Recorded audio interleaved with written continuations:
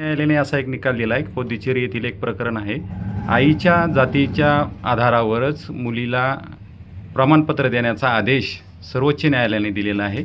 यावर आपली काय प्रतिक्रिया? आपलीही तीच मागणी होती. सगळे सोयरे असतील किंवा आईच्या जातीवर प्रमाणपत्र मिळण्याची आपलीही मागणी होती. या मागणीला संवैधानिक आधार मिळतोय असं यातून दिसतंय का?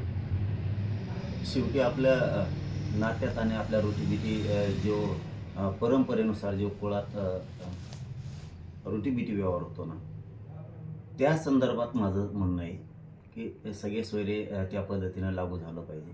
आईची जात मुलाला लागायला पाहिजे. जे आपल्या परंपरेनं आपल्या रूढी परंपरा आहेत पूर्वीच्या पिढ्यानं पारनं आलेल्या आपल्या काय म्हणते त्याला गोत्रातल्या आपल्या गणगोतातल्या त्या आईचं 100% मुलाला जातीचं प्रमाणपत्र मिळायलाच पाहिजे.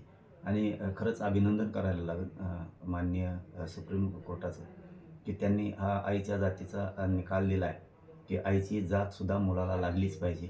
आणि एकदम चांगला निर्णय. त्यानुसार आता महाराष्ट्रातल्या सरकारनं फडणवीस सरकारनं सगळ्या सोयरीची जी आपली अधिसूचना काढलेली आहे आम्ही दिलेल्या आमच्या व्याख्याप्रमाणे आता तिचीसुद्धा अंमलबजावणी सरकारनं करावी या अधिवेशनात अशी मी मुख्यमंत्र्यांना देवेंद्र फडणवीस साहेबांना विनंती करतो की आईची जात पण लागायला पाहिजे आणि सगळे सोयरीची अधिसूचना काढलेली मराठा आरक्षणाच्या संदर्भातली तिचीसुद्धा अंमलबजावणी होणं गरजेचं आहे.